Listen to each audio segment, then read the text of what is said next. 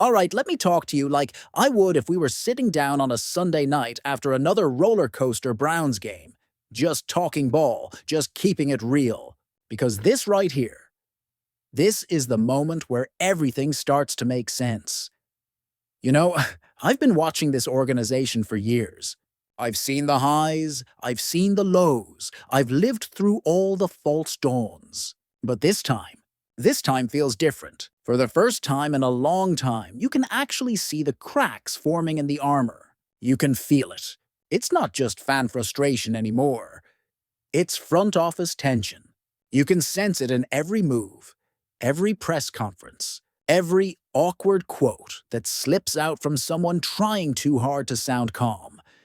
Because let's be honest, for the past couple years, we've been told it's all good in Berea. We've been fed this picture of unity. Andrew Berry and Kevin Stefanski, the perfect partnership. Everything's collaborative, they tell us. Everyone's on the same page. And as long as you're winning, that's a pretty story. But the second those wins start drying up, the pretty story doesn't sell anymore. That's when convenience runs out. Let's build a totem pole together.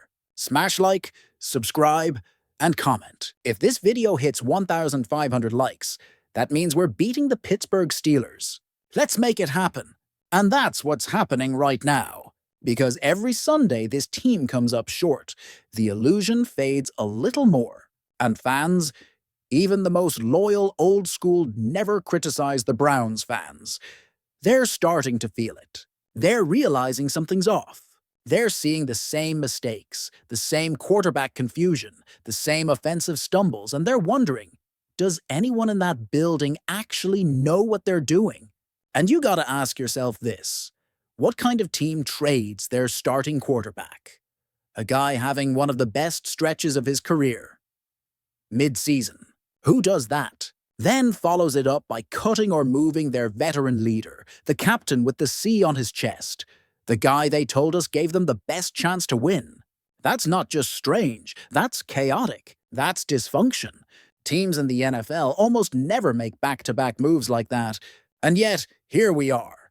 And here's the thing, Kevin Stefanski wasn't even in on all of it. He didn't know Joe Flacco was getting traded. You could see it on his face later, like someone pulled the rug out from under him. Someone in that building took that piece off the board without telling him. You catching what I'm saying here? Because I've been saying it for weeks. There are different agendas running through that building right now. Remember when they were running Dillon Gabriel out there? And they told us, hey, if Flacco loses, we're ready for Dillon. He's that guy. He's a first-round talent. We're good. They were setting that up long before it happened. They were already building the narrative. But when Dillon didn't look ready, and he didn't, you'd think they'd turn to Shedeur, right? You'd think they'd see what they've got. But no. Instead, they start whispering about Bailey Zappa, another backup, another retread, because the owner, Jimmy Haslam, made one thing clear. The Flacco option? Gone. Off the table, and that's when it hit Stefanski. That press conference told you everything you needed to know. He looked shaken, because for the first time, he realized he wasn't as safe as he thought. That whole we all support each other thing? Gone. That's when you realize not everybody in that building is your friend. And think about the optics of it. If Flacco goes somewhere else, especially in the division, and plays well, what does that say about your system? Your coaching? Your evaluation? If Dillon Gabriel struggles, if Bailey Zappa gets his shot and doesn't deliver, who does that reflect on? You know the answer. It falls on Stefanski. Every bad decision, every bad throw, every wasted drive. That spotlight is burning hotter and hotter on him. And what's wild is, the front office knows exactly what they're doing. They're setting the board, and Kevin's playing right into it. They know he's going to make the wrong move, and when he does, they'll say, hey, we gave him the keys. He just couldn't drive the car. That's how it works in this league. Power plays behind the scenes. You only have the king's ear as long as you're making him look good. And right now, Stefanski isn't giving any return on investment. Every loss makes him a little less secure. Every bad quarterback decision makes him a little more expendable. That's why we're seeing the panic, the hesitation, the vague answers, the media spin. He knows the walls are closing in. Because let's be real, the Cleveland media is crashing out too. You can see it in the tone of the coverage, the sudden anger, the desperate defenses. That's what happens when the reality starts breaking through the tribal loyalty. And that's what I keep telling people. Fandom, it's tribalism at its purest. It's not just about football. It's identity. You pick your side, red or blue, Coke or Pepsi, Browns or Steelers, and once you've got that, it's hard to admit when your side's wrong. That's why even when I lay out the stats, the film, the proof, there's still people who will say, "Man, you're just negative," or "You're trying to run the coach out of town." But you know what? That's not hate. That's tough love. Because if I didn't care, I wouldn't bother. I'm not talking to the 15% who will defend everything no matter what. I'm talking to the fans who love this team enough to face the truth. Let's start with the vibe inside that building. Every single morning, before the sun even comes up, players are trickling into the facility. But you know who's already there? Shedeur. He's not just an early, he's an early, like before anyone else. You walk past the coaches' offices, and more often than not, you'll see him in there, sitting with Stefanski or one of the assistants, going over plays, coverages, protections, the smallest details. He's not just showing up to say, "I'm here." He's showing up to prepare. That's how he operates. Every rep, every read, every page of that playbook, he's treating it like it's game day. Myles Garrett talked about that recently, and you could tell he meant it. You could hear it in his voice. That mix of pride and belief. Garrett said, "Almost every morning I see him in there with Coach, talking through plays, asking questions, making sure he's ready for his moment." And if you know Myles Garrett, you know he doesn't hand out compliments lightly. For him to speak this strongly about a young quarterback, that means something. Myles said Shedeur's funny, optimistic, light-hearted. But when it's time to work, he's locked in. He's watching what the veterans do, absorbing everything but still staying true to himself. He's not pretending to be somebody else. He's building his own style, his own rhythm. And that's the kind of thing that catches people's attention. Not because he's loud, but because he's consistent. The locker room feels it too. There's a buzz in there. A real sense of excitement about this kid. The veterans are rallying behind him, pushing for him to move up to QB2. And it's not because of hype.